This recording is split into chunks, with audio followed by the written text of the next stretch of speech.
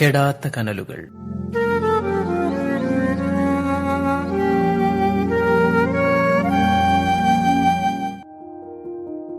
ആകാശവാണി കവരത്തി നിലയത്തിന്റെ കെടാത്ത കനലുകൾ എന്ന പരിപാടിയിലേക്ക് എല്ലാ മാന്യ ശ്രോതാക്കൾക്കും സ്വാഗതം. ഇന്ന് നമ്മോടൊപ്പമുള്ള അതിഥി കവരത്തി ദ്വീപിൽ നിന്നുള്ള ശ്രീ കദിയാത്തോട മുഹമ്മദാണ്. അദ്ദേഹം ദ്വീപിൽ അറിയപ്പെടുന്ന നാടൻ പാട്ട്, കോൽക്കളി, പരിചക്കളി തുടങ്ങിയ നാടൻ കലാരൂപങ്ങളിലൊക്കെ പ്രാഗൽഭ്യം തെളിയിച്ച ആളാണ്. മാത്രമല്ല ലക്ഷദ്വീപ് കാർഷിക വകുപ്പിൽ ദീർഘകാലം സേവന പരിചയമുള്ള ആളുകൂടിയാണ്. ഈ ലോകകപ്പ് നടന്നുകൊണ്ടിരിക്കുന്ന ഈ വേളയിൽ അദ്ദേഹം ഒരു പഴയകാല ഫുട്ബോൾ കായിക താരമാണ്. അദ്ദേഹത്തോട് നമുക്ക് അദ്ദേഹത്തിൻ്റെ കായിക അനുഭവങ്ങൾ, ഫുട്ബോൾ അനുഭവങ്ങളൊക്കെ ചോദിച്ചറിയാം. പഴയ കാലത്തൊക്കെ നമ്മുടെ ഈ ഫുട്ബോൾ കളിക്കുന്നതിനെ ചുറ്റിപ്പറ്റിയുള്ള ഒരു സാമൂഹിക കാഴ്ചപ്പാടുണ്ടായിരുന്നു. അത് വലിയ രീതിയിലൊന്നും അനുവദിക്കുന്നില്ലായിരുന്നു. ഫുട്ബോൾ കളിക്കുന്നത് തെറ്റാണ്, കുറ്റമാണെന്നൊക്കെ പറഞ്ഞ് മാറ്റി നിർത്തിയിരുന്നു. അവയുടെ ഓർമ്മയിൽ എങ്ങനെയായിരുന്നു ഫുട്ബോൾ കളിക്കാൻ നമ്മളെ വീട്ടിൽ നിന്ന് സമ്മതിക്കുമായിരുന്നു? സാമൂഹികമായ ഒരു ചുറ്റുപാട് എങ്ങനെയായിരുന്നു? അപ്പോൾ ആരും അങ്ങനെ കളിക്കുന്ന ആൾക്കാർ കൂടുതൽ ഇല്ലായിരുന്നു. ഇടയിലെ ഞങ്ങൾ കുറച്ച് കുട്ടികളാണ് ഉണ്ടായിരുന്നത്. അപ്പോൾ ചില വാപ്പമാർ, എൻ്റെ വാപ്പ എന്ന് പറഞ്ഞാൽ നല്ല എന്നെ പോലെ വികൃതിയുള്ള ആളാണ്. അപ്പോൾ വാപ്പയും മാഷന്മാർ എന്നെ കളിക്കാൻ വിളിക്കും, നീ പോകണം, നിർബന്ധം പോകണം, നല്ല കളിയാണ്, ശരീരത്തിന് നല്ല വ്യായാമം എല്ലാം കിട്ടുന്ന കളിയാണ്, നീ പോകണം. പാപ്പ തമാശക്കാരനാണ്. പിന്നെ ഞങ്ങളെ ചുറ്റുപാടുള്ളവർക്ക് അത്ര ഇതില്ല, ഇങ്ങനത്തെ ഇതിനെപ്പറ്റി ഒന്നും എങ്ങനെയും അറിയില്ല. പിന്നെ ബാപ്പ പറഞ്ഞു കൊടുക്കും, എൻ്റെ മോൻ മുഹമ്മദ് കളിക്കുന്നുണ്ട്, നല്ല ഓൻ്റെ കൂടെ നിങ്ങളെ കുട്ടികളെയും കൂട്ടിയിട്ട് നല്ലോണം കളി പഠിപ്പിക്കണം. അപ്പോഴാണ് സ്കൂളിലെ മാഷന്മാർക്കും ടീച്ചർമാർക്കും കുട്ടികളെ ഇൻട്രസ്റ്റ് വരാൻ. വണ്ടി സപ്പോർട്ട് ചെയ്യുമായിരുന്നു. വാപ്പ എപ്പോഴും സപ്പോർട്ട് ചെയ്യും. എവിടെ പോകണോ നീ കളിക്കാൻ പോയിക്കൊള്ളണം, ആര് വിളിച്ചാലും പോയിക്കൊള്ളണം, പറ്റൂലെന്ന് പറയരുത്. അപ്പോൾ അതുപോലെ തന്നെ നമുക്കിപ്പോൾ വേൾഡ് കപ്പ് ഒക്കെ തുടങ്ങിയിട്ട് ഒരുപാട് കാലമായി. അന്ന് വേൾഡ് കപ്പ് വന്നിരുന്നതൊക്കെ എങ്ങനെയായിരുന്നു അറിഞ്ഞിരുന്നത്? അപ്പം ഇങ്ങനെ ഞങ്ങൾ ഇവരെ ഒരു പന്തൽ പോലെ ആക്കിയിട്ട് ഗ്രൗണ്ട് ഉണ്ടാകും, ചെറിയ ഗ്രൗണ്ട് പോലെ തൊടുത്ത്. അപ്പോൾ വലിയ പിള്ളേർ താർപ്പൊക്കെ എല്ലാം ഇട്ട് കെട്ടി അതിൽ. അപ്പോൾ ചെയറുണ്ടാകുന്നില്ല, ചെയറുണ്ടാവില്ല. നമ്മൾ മുസല്ല വിട്ടിട്ട് ചുറ്റും മറച്ചു പോവും. അപ്പോൾ 5 രൂപ 2 രൂപ അതാണ് ചാർജ്, കളിൻ്റെ ചാർജ്, ടിക്കറ്റ് എടുക്കുന്ന ചാർജ്. അപ്പോൾ 2 രൂപ കുട്ടികളൊക്കെ വിടൂല, ചെറിയ കുട്ടികൾ തീരെ വിടൂല. പ്രായമുള്ള കാക്കാമാർ അവർക്ക് 10 രൂപ അങ്ങനെയൊക്കെ ആയിരുന്നു നല്ല. അപ്പോൾ ഫുൾ ഇങ്ങനെ നമ്മൾ ജീവിലുള്ള വയസ്സന്മാരിങ്ങനെ കളി കാണാൻ വരുമോ എന്ന് സംശയമുണ്ടായി. ഇത് ഞങ്ങൾ തുടങ്ങി കഴിഞ്ഞപ്പോൾ ഈ വയസ്സന്മാർ വാ നിങ്ങൾ കളി കാണണ്ടേ, കളി കാണണ്ടേ, ഞങ്ങൾക്ക് ഒന്ന് കാട്ടിത്തരും. അതിലൂടെ പിന്നെ 5 റുപ്യ അങ്ങ് സഹായിച്ചു തരും, 2 റുപ്യ ആയാലും മതി, അല്ലെ നിങ്ങൾ തന്നില്ലെങ്കിൽ കളി ഞങ്ങൾ കാണിച്ചു തരും. അന്നേരം പറഞ്ഞ് കളി കാണിച്ചു കൊടുത്ത് എല്ലാവരും, പിന്നെ കുട്ടികളും വലിയവരും എല്ലാം പണ്ടേ തന്നെ പങ്കെടുക്കും. കളിയെന്ന് പറഞ്ഞാൽ വോളിബോൾ, നമ്മൾ ഗ്രൗണ്ടിൽ വോളിബോളൊക്കെ ഇവിടെ നടത്തുന്നത്, സ്റ്റേഡിയം ഗ്രൗണ്ടിൻ്റെ അടുത്ത്. വയസ്സന്മാർ 2 ഇഴനീരും കൊണ്ടാണ് വരിക, ചുളല് അതാണ് ഇഴനീരെന്ന് പറയുന്നത്. ഒരു വാപ്പൻ്റെ കയ്യിൽ 2 ഉണ്ടാവും. ഇവിടെ വോളിബോൾ കളി ഉണ്ടാവും, പിന്നെ പിന്നക്ക പിടിക്കുന്ന ഒരു കളി. ബിൽഡിങ്ങിൽ നിന്ന പ്ലേസിൻ്റെ ഇവിടെ തന്നെയായിരുന്നു ഉള്ളത്. ആകാശവാണി നിന്ന സ്ഥലത്ത് തന്നെ വോളിബോൾ ഗ്രൗണ്ട് ഇപ്പുറത്ത് ലെഫ്റ്റ് വിലാത്ത് ഈ പിന്നക്ക ചാടുന്നു അതിന് അത് വയസ്സന്മാർ അതൊക്കെ ഇവിടെ നടന്നുകൊണ്ടിരിക്കുകയാണ് എപ്പോഴും. 24 hours എന്ന് പറഞ്ഞാൽ രാത്രി വാങ്ക് വിളിച്ചാലാണ് ഇവർ സ്റ്റോപ്പ് ചെയ്യാൻ. അത്രയ്ക്ക് ഇൻട്രസ്റ്റോടെ ഈ വയസ്സായ ആൾക്കാർ അങ്ങനെ ഹോളിയോ കളി കാണാനും ഈ ചത്തൽ ചാടുന്ന ഇതിനും നല്ല ഇൻട്രസ്റ്റ് ഉള്ള ആൾക്കാർ. ഇങ്ങനെ ഈ പ്രായമുള്ള ആൾക്കാർ ഇങ്ങനെ വരുമെന്ന് ഞാൻ വിചാരിച്ചില്ലായിരുന്നു.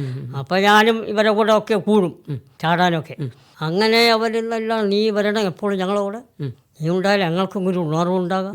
പിന്നെ നമുക്ക് പ്രൈസ് വെച്ച് ഇതാക്കുമ്പോൾ ഈ കളി, പിന്നെ പ്രൈസ് വെച്ച മാതലത്തെ ബമ്മൻ ഹാജി, ബമ്മിൻ്റെ ഹോട്ടൽ ഇവിടെ എല്ലാം ഉള്ളതായിരുന്നു. ബമ്മിൻ്റെ ഹോട്ടലിൻ്റെ മുമ്പിലായിരുന്നു നമ്മൾ റേഡിയോ സ്റ്റേഷൻ നിന്ന് തന്നെ ബമ്മൻ്റെ ഹോട്ടലിൻ്റെ അടുത്ത് തന്നെ ഉള്ളതാണ്. ഇവിടെ തന്നെ ഗ്രൗണ്ട് ഉള്ളത്. ഇവിടെയാണ് ഇവരെ പിന്നക്ക മിടിക്കുന്നത്. വയസ്സന്മാർ വരും. വയസ്സന്മാരെന്നല്ല ഒരു 90 വയസ്സുള്ള ആൾക്കാരും കൂടി ഇത് മിടിക്കാൻ വേണ്ടി വരും. അത്രയും അവരൊക്കെ മരിച്ചുപോയി. നല്ല ഇൻട്രസ്റ്റോടെ എന്ന് പറഞ്ഞാൽ അവരെ വീടുള്ളത് ബ്രഹ്മത്മാട എന്ന് പറയുന്ന വീടുണ്ട്, അതിൻ്റെ അപ്പുറത്ത് കോലിപ്പിര മുട്ടെന്നൊക്കെ പറഞ്ഞിട്ട് ഒരു വയസ്സായ ആളുണ്ട്. അവരൊക്കെ മരിച്ചുപോയി. അവരൊക്കെ അവിടെ നിന്ന് ഇങ്ങോട്ട് നടന്നു വരും വൈകുന്നേരം ഇത് കളിക്കാൻ വേണ്ടി. നിസ്കരിച്ചിട്ട് ഇതിൻ്റെ വിചാരത്തിന് വന്നു. വൈകുന്നേരം വാങ്ങും ഇവിടെ വിളിച്ചാൽ ഇവിടെ ഒരു അടുത്ത പള്ളി ഉണ്ടാവും. ആ പള്ളി പോയി നിസ്കരിച്ചിട്ട് ഇത് ചാടാൻ ഇവിടെ വന്നു പോകും. അത്രയ്ക്ക് ഇൻട്രസ്റ്റ് ഉള്ള വയസ്സായ ആൾക്കാരൊക്കെ ഉണ്ടായിരുന്നു. ഫുട്ബോളിൻ്റെതും ചെത്തക്കളിയും ഹോളി കളി കാണാനും. അപ്പം ബേറ്റ് കൊണ്ടൊക്കെ അടിക്കുന്ന കളിയൊക്കെ ഉണ്ട്. അവരൊക്കെ വയസ്സന്മാരെല്ലാം പിന്നെ ഞാൻ വിചാരിച്ച വയസ്സന്മാർ ഇങ്ങനത്തെ കളിയൊന്നും കാണൂലല്ലോ എന്ന് വിചാരിച്ചു. അപ്പോൾ വയസ്സന്മാർക്ക് പിന്നെ ഇൻട്രസ്റ്റ് തോന്നിപ്പോ. അപ്പോൾ പഴയ മാഷന്മാരുണ്ട് പഠിപ്പിക്കുന്ന, അവരെന്നെ നിങ്ങളെ കുട്ടികളെയൊക്കെ വിട്ട് ഇങ്ങനത്തെ ഒക്കെ കാണിച്ചു കൊടുക്കണം. അവർ വളർന്നുകൊണ്ട് വരുന്ന കുട്ടികളാണ്. അപ്പോൾ അവർ ഇങ്ങനെ പങ്കെടുക്കും എല്ലായിടത്തും. ഇങ്ങനെ വിടണം, വിടാതിരിക്കരുത്. അന്നല്ലേ നേരത്തുള്ള ഉപ്പാപ്പന്മാർ, വലിയ പാപ്പന്മാർ എല്ലാ മാഷന്മാരോടും പറയുകയും ചെയ്യും. ആ ടീച്ചർമാർ പിന്നെ പഠിപ്പിക്കുന്ന ടീച്ചർമാർ നല്ല ഇൻട്രസ്റ്റോടെ വീട്ടിൽ വന്ന് സ്കൂൾ ഒരു ദിവസം വന്നില്ല എന്ന് വിചാരിച്ചാൽ ആ വീട്ടിലേക്ക് ടീച്ചേഴ്സ് എല്ലാം വരും. മോൻ വന്നില്ലല്ലോ ഇന്ന് സ്കൂളിലേക്ക് പഠിക്കാൻ അന്വേഷിച്ചവർ വന്ന് എല്ലാ വീട്ടിലും കയറും. ആ ടൈമിലൊക്കെ അങ്ങനെയായിരുന്നു. ഈ ഫുട്ബോളും ചെത്തക്കളിയും സ്കൂളിലെ ഈ പഠിപ്പും ഓത്തും പള്ളിയിലായിരുന്നു, ഓതിയിലായിരുന്നു. പിന്നെ ഒരു ഷെഡൊക്കെ കെട്ടിയിട്ട് ഉസ്താദുണ്ടാവും. ഉസ്താദിൻ്റെ അവിടെ മരത്തിൻ്റെ പലകയായിരുന്നു എഴുതി പഠിക്കാൻ. അതിൽ അവർ മഷിയും കൊണ്ട് എഴുതി തരും. ഞങ്ങൾ കടപ്പുറത്ത് പോയിട്ട് വെള്ളത്തിൽ നിന്ന് അടിഞ്ഞ് കയറുന്ന ചേടി എന്ന് പറയും ഞങ്ങൾ, വെളുത്തിട്ട് അത് വെയിലത്തൊക്കെ ഉണക്കും. അപ്പോൾ വിളർമ കൂടും. അത് ഞങ്ങൾ പിന്നെ ഉമ്മമാരെ വിളിച്ച് അമ്മീൻ്റെ മുകളിൽ അരപ്പിച്ചിട്ട് ഞങ്ങൾ പലകയിലെല്ലാം തേച്ച് പിന്നെ ഉസ്താദിൻ്റെ നമുക്ക് ഉണക്കിയിട്ട് കൊണ്ടുപോകും. ഉസ്താദ് എഴുതി തരും അലിഫു ബാ ത്ലാ സാ. അവരും അങ്ങനെ പേടിപ്പിച്ചെല്ലാം തരും. അങ്ങനത്തെ ആൾക്കാരെല്ലാം ഉണ്ടായിരുന്നു. അതെല്ലാം ഇപ്പം മരണപ്പെട്ടു പോയി. പന്തലൊക്കെ കെട്ടി വേൾഡ് കപ്പ് കളി കണ്ടിരുന്നു എന്നൊക്കെ പറഞ്ഞു. നമ്മളിപ്പോൾ ലോകകപ്പ് ഇപ്പോൾ നടന്നുകൊണ്ടിരിക്കുകയാണ്. ലോകകപ്പ് കളിയൊക്കെ പന്തൽ കെട്ടി കണ്ടിരുന്നു എന്നൊക്കെ പറഞ്ഞു. 2 രൂപ 10 രൂപ വെച്ച് ടിക്കറ്റ് ചാർജ് വാങ്ങിയിരുന്നു. അന്നത്തെ ആൾക്കാർക്ക് ഓരോ ടീമിനോട് ഇങ്ങനെ താല്പര്യം ഉണ്ടായിരുന്നു. ഏത് ടീമിനോട്? ഇന്ന ടീം ഇപ്പം ഓരോ ടീമിൻ്റെ പേര് പറയുന്ന പോലെ ബ്രസീൽ എന്ന് പറയുന്ന ടീമിൻ്റെ കൂടെ ആയിരിക്കും കൂടുതൽ ഇൻട്രസ്റ്റ് എല്ലാ കുട്ടികൾക്കും. അപ്പം ഞങ്ങൾ കാണാൻ പോവുകയും ഇവിടെ നിന്ന് തന്നെ ജയ വിളിച്ചാ പിടിച്ചാൽ അവരെ കാണുന്നില്ലല്ലോ ഞങ്ങൾക്ക്. ഞങ്ങൾ അത്രയൊക്കെ ഇൻട്രസ്റ്റ് അവരെ കൂടെ നല്ല ഇതിൽ തന്നെ ഉണ്ടായിരുന്നു. ഇപ്പോഴും ഉണ്ട്. ഇപ്പോഴും ഉണ്ട് അവരുടെ കൂടെ. ഭയങ്കര ആവശ്യമായിരുന്നു കളി കാണാനും. ഉവയുടെ മനസ്സിൽ ഇപ്പോൾ പഴയ കാലത്തെ ഫുട്ബോളൊക്കെ മനസ്സിൽ ഇങ്ങനെ ഓർമ്മയിലുണ്ട്. ഇപ്പോൾ പുതിയ കാലത്തെ ഫുട്ബോളും പഴയ കാലത്തെ ഫുട്ബോളും ഒക്കെ ഒന്ന് നോക്കി കാണുമ്പോൾ ഒരുപാട് വ്യത്യാസമുണ്ട്. എന്തൊക്കെ കാര്യങ്ങളിലെ വ്യത്യാസം? അപ്പോൾ ഇങ്ങനത്തെ ഇതൊന്നും ഇല്ലായിരുന്നു, സൗകര്യമില്ല. ഇപ്പോൾ സൗകര്യമായിട്ട് വന്നതാണ്. ഇപ്പം പിന്നെ ബോളിന് ബോൾ, പിന്നെ ഡ്രസ്സിന് ഡ്രസ്സ്, എല്ലാ ബനിയാൻ ട്രൗസർ എല്ലാം കടയിലൊക്കെ ഇപ്പോൾ വിൽക്കാനൊക്കെ വന്ന് അങ്ങനെയെല്ലാം ഇതാക്കിയിട്ട്. നേരത്തെ അങ്ങനെയല്ല, ഞങ്ങൾ തേൽപ്പിക്കുന്ന ടൈലറിൻ്റെ അമ്മ കൊണ്ടുപോയി വാപ്പനോട് പറയും ഒരു ട്രൗസർ അടിക്കാനും ബനിയാൻ അടിക്കാനും കടയിൽ നിന്ന് പീടികയെന്നാണ് പറയുക. പീടികയെന്ന് വാങ്ങിച്ചു തരണേ വാപ്പ എന്ന് പറഞ്ഞാൽ വാപ്പയായാലും അല്ല ഓതാൻ പോകണം, കളിച്ചോയി ഓതാൻ പോകണം, അത് വിട്ട് കളിക്കരിയും. ഓതിയേറ്റും പണി പഠിപ്പാൻ പോകണം, ഇത് കളിക്കുകയും വേണം, ഡ്രസ്സ് വേണ്ടി തരും. പിന്നെ വാപ്പ പൈസ തരും. അത്ര ഇൻട്രസ്റ്റ് ഉണ്ട് വാപ്പക്ക്. മോനെ കളിപ്പിച്ചാവുന്ന കളിച്ച് നേരം പോക്കുന്നതിന് ഓതാൻ പോവും, പിടിക്കാൻ പോവും. അതുകൊണ്ട് നല്ല അവന് വന്നു നല്ല ഡ്രസ്സ്. ഇന്ന് ഈ ട്രൗസറൊക്കെ അടിച്ചിരുന്ന ആരായിരുന്നു? അമ്മ പഠിപ്പിലെ ഈയോഗയായിരുന്നു. ഈയോഗയായിരുന്നു ഇതിൻ്റെ ട്രൗസറൊക്കെ അമ്മ കവരത്തിൽ സംബന്ധിച്ച്. പിന്നെ അമ്മ വണ്ടിക്കാക്കട ചെയ്തു പോയാൽ അവരൊക്കെ മരിച്ചുപോയി. ചെയ്തു പോയ ചങ്ങാതിയുണ്ട്, ഈയോഗയുണ്ട്. പിന്നെ ഈയോഗൻ്റെ ഭാര്യയെല്ലാം അടിക്കും. നേരത്തെ ഉള്ള ഭാര്യയെ അടിക്കും. പണ്ട് രണ്ടാമത് വിവാഹം കഴിച്ച ഒരു പെണ്ണുണ്ടായിരുന്നു, വലിയളി ഉള്ള. അവരൊക്കെ നല്ലോണം ഇത് തേച്ച് തരും. ഈയോഗ ഇല്ലാഞ്ഞാൽ ഈ മക്ക വന്നാൽ ഞാൻ മുറിച്ച് വെച്ചനെ മക്കൾക്ക് അടിച്ചു കൊടുക്കണം ട്രൗസർ. ഇവർ പിന്നെ അങ്ങനെ ഇങ്ങനെ പങ്കെടുത്തിട്ട് എല്ലാം കുറേ കഴിഞ്ഞപ്പോൾ ഇവർ എൻ്റെ മക്കളുണ്ട്, ഞാൻ നല്ല കളിക്കാരൻ. അപ്പോൾ ഉവ്വ ഉണ്ടായാലും ഞങ്ങൾക്കൊന്ന് കളി കാട്ടിത്തരണം, കോച്ചിങ് ചെയ്ത് തരണം. അന്നേരം എൻ്റെ വീട്ടിലേക്കെല്ലാം വരും. വാപ്പ വിചാരിക്ക് മുഹമ്മദ് നമുക്കെന്നും വേണ്ടി അങ്ങനെ വാപ്പ പിന്നെ എന്നോട് ചോദിച്ചു, ഈ കുട്ടികളെല്ലാം സ്കൂളിലെ കുട്ടികൾ 5 മണി കഴിഞ്ഞ പാടും നിന്നെ നമുക്ക് വേണ്ടല്ലോ അതന്നെ. അപ്പം അവർക്ക് കളി കാട്ടിക്കൊടുക്കാൻ വേണ്ടി പന്തടിക്കേണ്ട മട്ട എങ്ങനെ അടിക്കണം, അങ്ങനെ മൂന്നിയും ചില്ലും കളിയാതെ ഷോൾഡർ വെച്ച് എല്ലാം ഇങ്ങനെ ചെരിഞ്ഞാൽ മതി, അപ്പം അയാൾ തൂലായിപ്പോവും.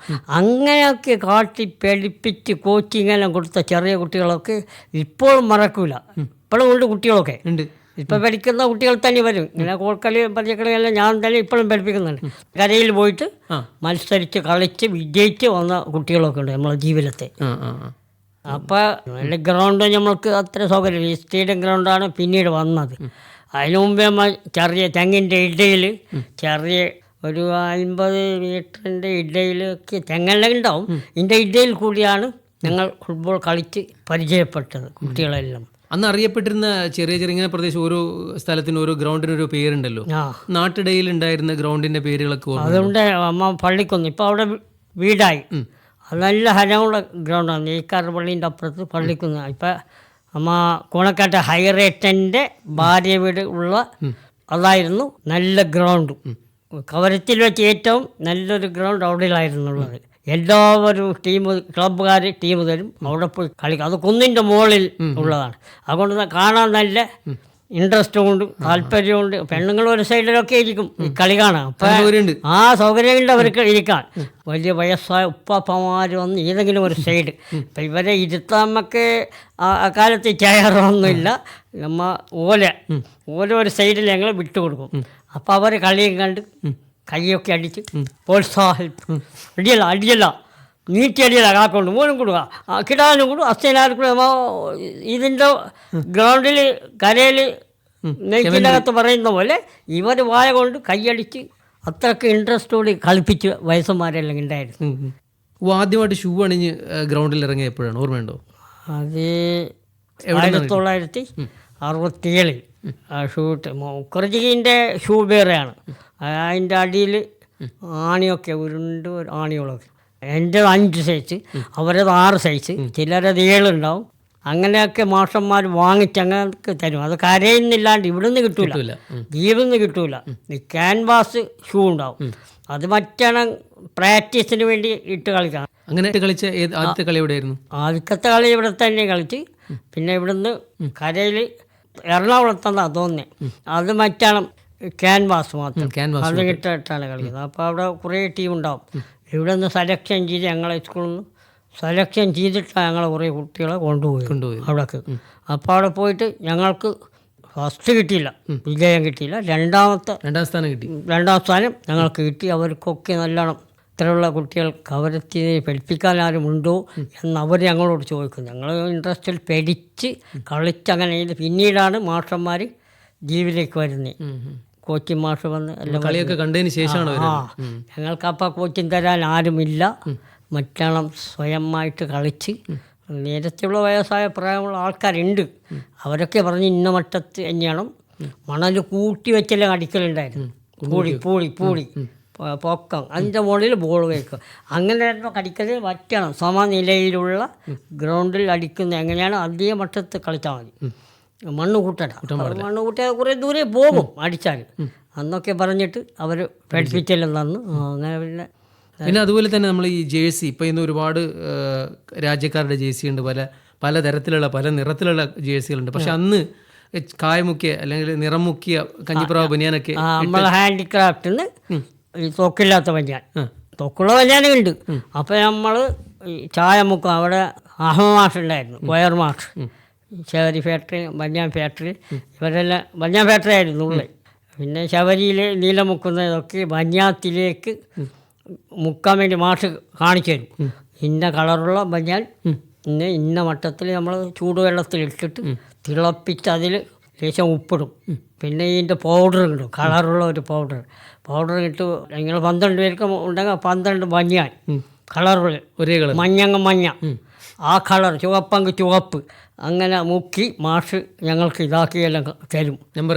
നമ്പറെല്ലാം പിന്നീട് ഞങ്ങൾ പഠിപ്പിലെ യുവാൻ്റെ കൊണ്ടിട്ട് മറ്റാൾ പുറടിയിൽ അടുപ്പിക്കുന്നതാണ്. നൂല് കൊണ്ട് കാണാൻ നല്ല നൂല് കൊണ്ട് അടുപ്പിക്കും. അപ്പോൾ കാണും പള്ളേൻ്റെ ഇവിടത്തെ കാണും, പുറടിയിലത്തെ കാണും. അങ്ങനെയായിരുന്നു. നമ്പർ എത്രയായിരുന്നു? എൻ്റെത് 7 നമ്പർ 7. റൊണാൾഡോയുടെ നമ്പറാണ്. അത് ഫോർവേഡിൻ്റെ നമ്പർ തന്നെ. ഫോർവേഡിൽ തന്നെയാണ് കളിക്കുന്നത് ഞാൻ എപ്പോഴും. അപ്പോൾ ഒരുപാട് കാര്യങ്ങൾ സംസാരിച്ചു, ഒരുപാട് നല്ല നല്ല ഓർമ്മകൾ പങ്കുവച്ചു. ഏതായാലും പരിപാടിയിൽ പങ്കെടുത്തതിൽ ഒരുപാട് സന്തോഷമുണ്ട്. ഇനിയും കെടാത്ത കനലുകളിൽ പങ്കെടുക്കാൻ അവസരം ഉണ്ടാവട്ടെ. പരിപാടിയിൽ പങ്കെടുത്തതിൽ സന്തോഷം. നന്ദി. കെടാത്ത കനലുകൾ എന്ന പരിപാടിയിലൂടെ ഇതുവരെ കേട്ടത് കദിയാത്തോട് മുഹമ്മദ് പങ്കുവെച്ച അനുഭവങ്ങളും വിശേഷങ്ങളുമാണ്. തയ്യാറാക്കിയത് മുഹമ്മദ് നിഷാം പുതിയ പള്ളി. നന്ദി, നമസ്കാരം.